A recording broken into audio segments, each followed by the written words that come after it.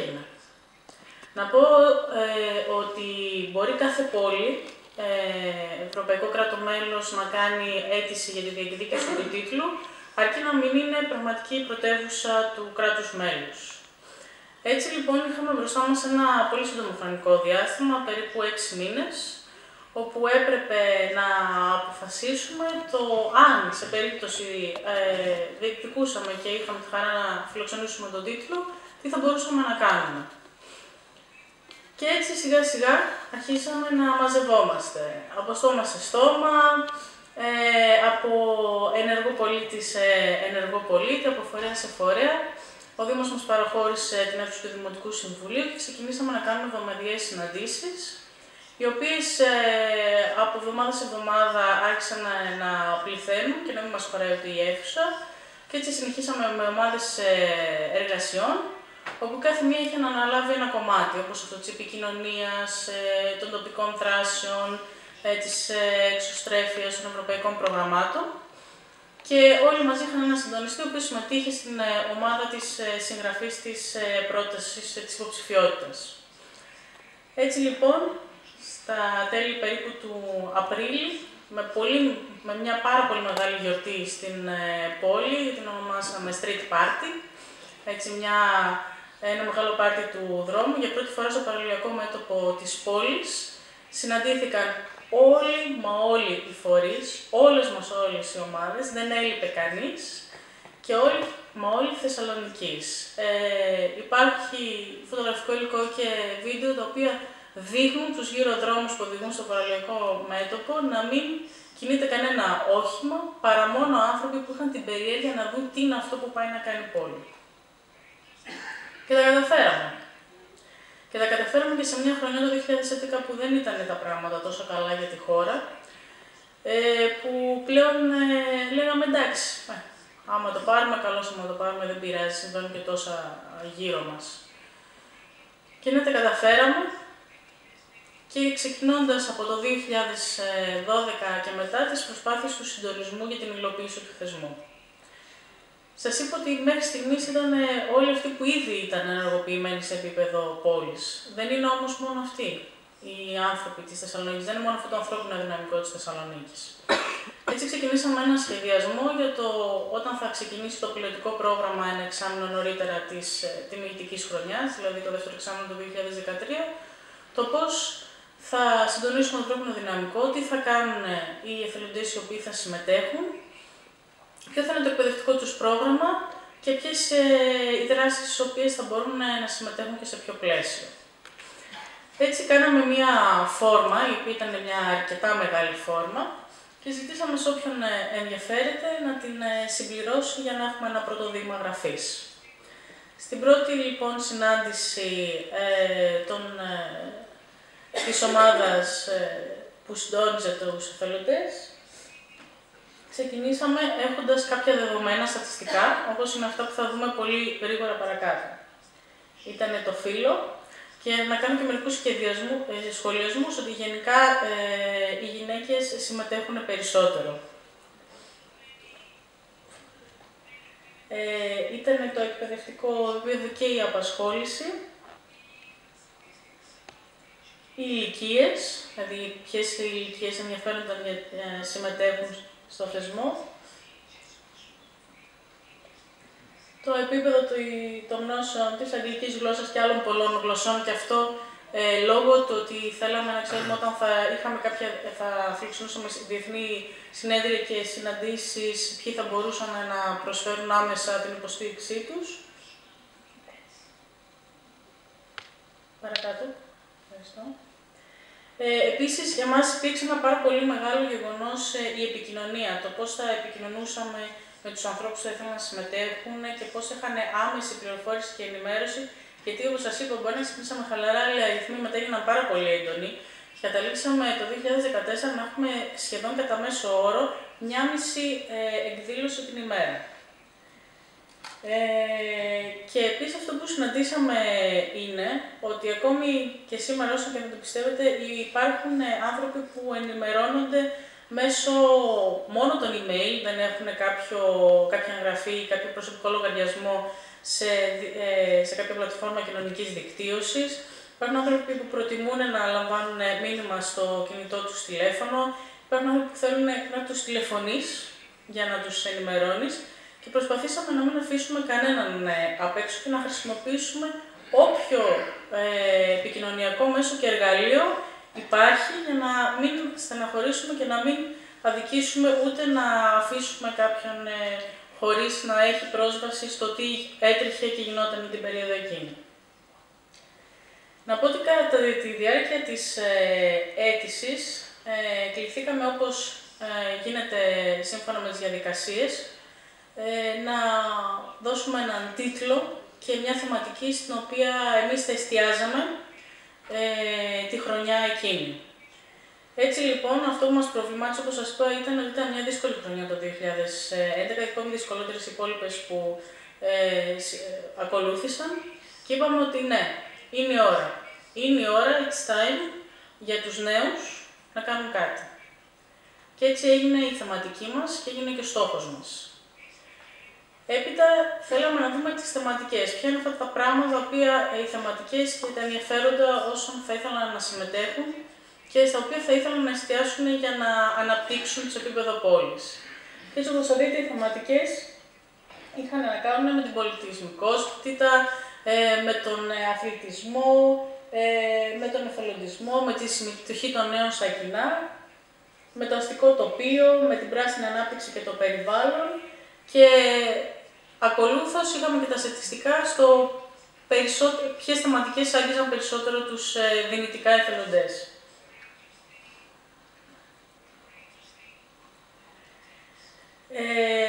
Είχαμε το ερώτημα αν θέλετε να συμμετέχετε σε επιμορφωτικά εργαστήρια για τον εθελοντισμό, για να δούμε λίγο και το επίπεδο συμμετοχικότητας σε δράσεις και στο αν υπήρχαν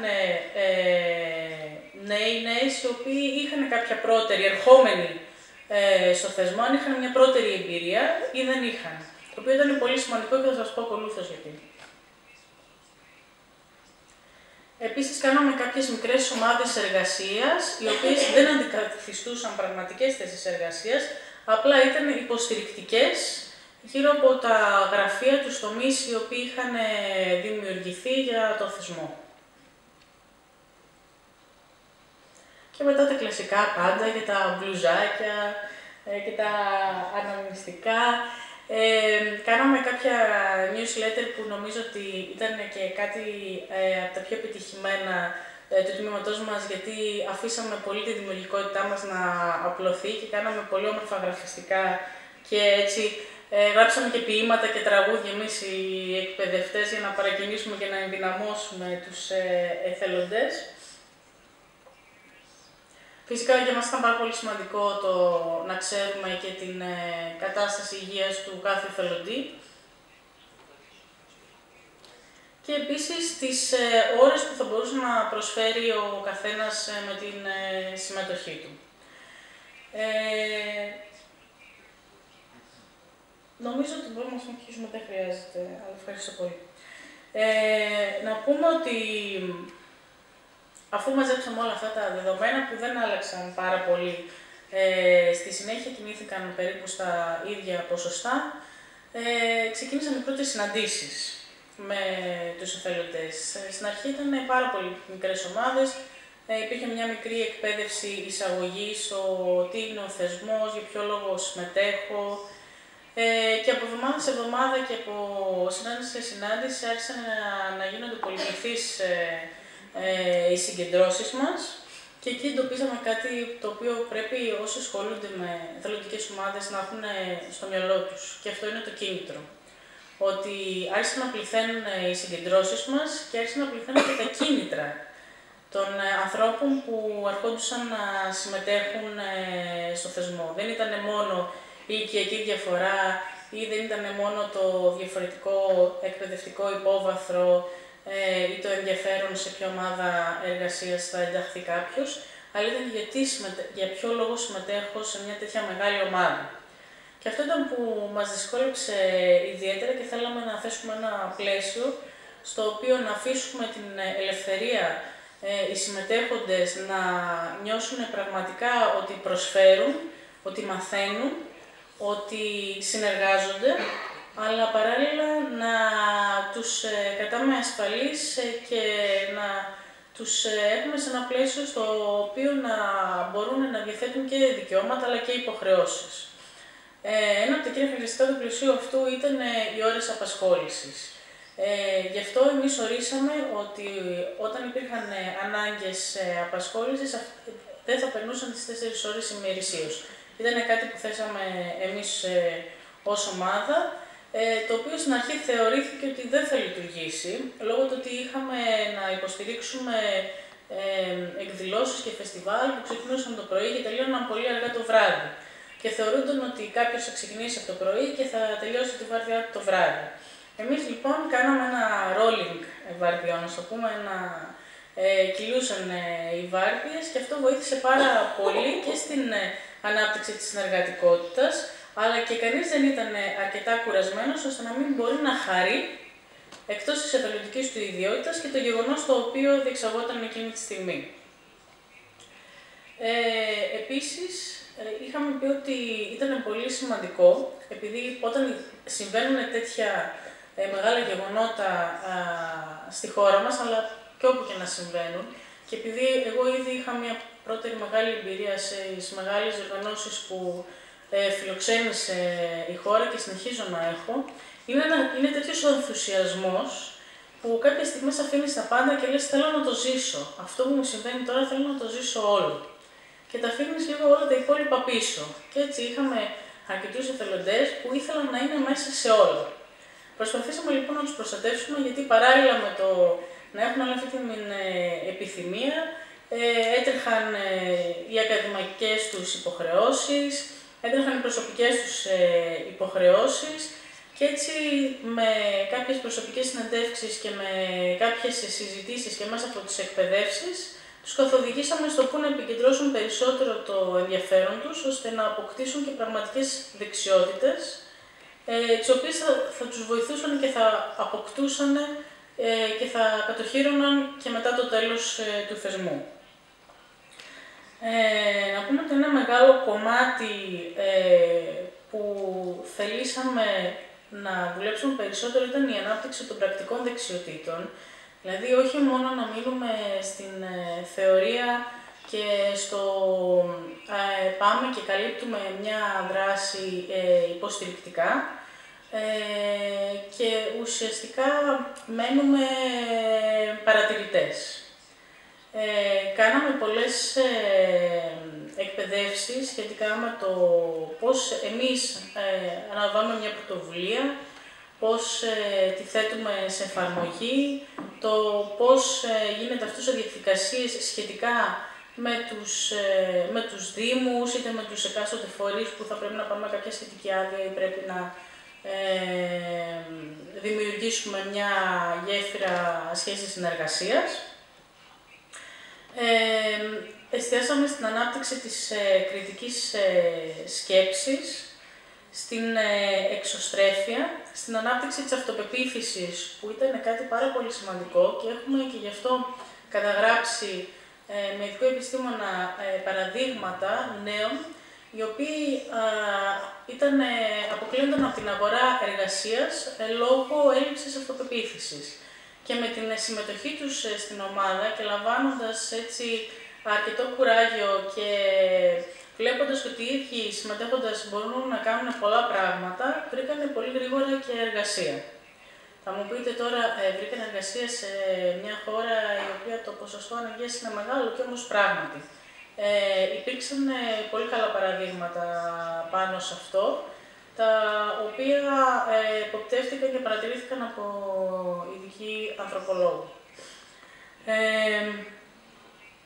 Να πούμε ότι ο τίτλος είναι τιμητικός, δηλαδή όποια πόλη παίρνει τον τίτλο της Ευρωπαϊκής Πρωτεύουσας Νεολαίας, παίρνει ένα πολύ ωραίο μεγάλο χαρτί που λέει μπράβο συγχαρητήρια, θα είστε το τάδε έτος εσείς στο επίκεντρο της νεολαίας και δεν συνοδεύεται από κάποιο χρηματικό ποσό. Οπότε αυτό από μόνο του μπορεί να είναι ένας λόγος αποφυγής, αλλά μπορεί να είναι και ένας λόγος να τρέξεις και να διεκδικήσεις κάτι που εκ των προτέρων ξέρεις ότι δεν έχει να κάνει με κάποια οικονομική συναλλαγή. Να πω ότι ο Δήμος Θεσσαλονίκης αυτό βοήθησε πάρα πολύ. Βέβαια, ο προϋπολογισμός ήταν περιορισμένος και γι' αυτό προτιμήθηκε ο προϋπολογισμός αυτός για να διανεμηθεί εισάξια στους φορείς της πόλης με μια πολύ απλή διαδικασία, ο κάθε φορέας να έχει το δικαίωμα να τρέξει μια δράση λαμβάνοντας το ίδιο ποσό. Υπήρξαν βέβαια προβλήματα σε αυτό, διότι κάποιες δράσεις ήταν λίγο μεγαλύτερες, κάποιες λίγο λιγότερες, βρέθηκαν όμως λύσεις σε όλα.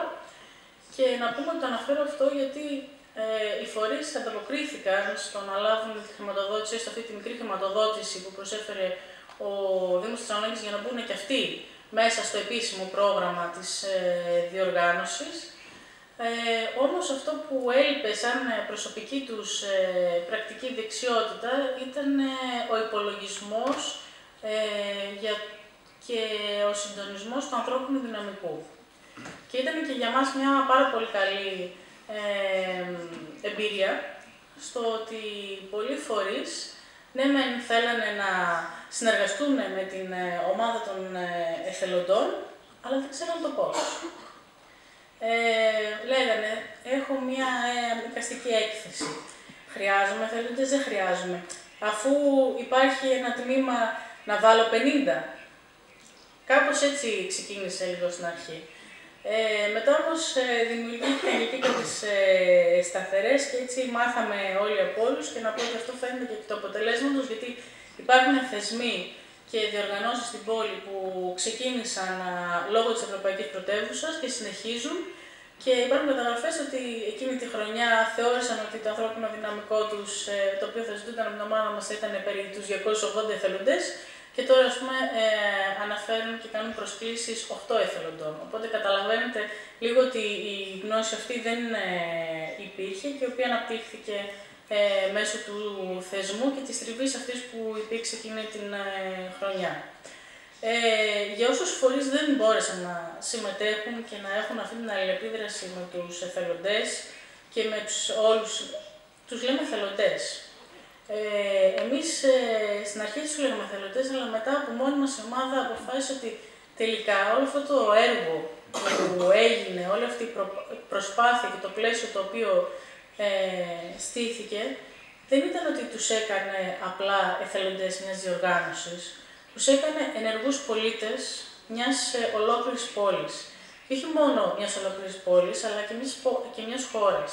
Γιατί η Θεσσαλονίκη είναι μια μεγάλη πανεπιστημιοπολή και υπήρξαν νέοι οι οποίοι είπαν ότι εγώ θα γυρίσω με αυτή την εμπειρία αυτή στην πόλη μου και θα μεταφέρω όλα αυτά που έκανα εδώ, όλη αυτή τη γνώση, όλη αυτή την εμπειρία, γιατί θέλω να γίνει και στην Κοζάνη, παραδείγματος χάρη, θέλω να γίνει και στην Καλαμάτα, θέλω να γίνει αυτό και στην Σύρο, που ήταν κάτι πάρα πολύ σημαντικό για μας ως σκέψη, γιατί θέλαμε να το επιτύχουμε και αυτό, να μην γίνει κάτι απλά στη Θεσσαλονίκη, όπως συνέβαινε με παλιότερους θεσμούς και διοργανώσεις και να μένει στην πόλη και απλά αυτή η τεχνογνωσία και το ανθρώπινο δυναμικό να πει πάει πέρασε, αλλά να μεταφερθεί για να έχει μια καλή απόδοση στην κοινωνία και γενικά στην καθημερινότητα των ενεργών πολιτών. Να επανέλθω στο ότι είπα ότι οι περισσότεροι φορείς, εκτός από αυτούς που πήραν τις χρηματοδοτήσεις, υπήρξαν και άλλοι οι οποίοι δεν έλαβαν κάποια χρηματοδότηση, απλά όμως ήθελαν να έχουν και αυτοί μια επαφή με την ομάδα.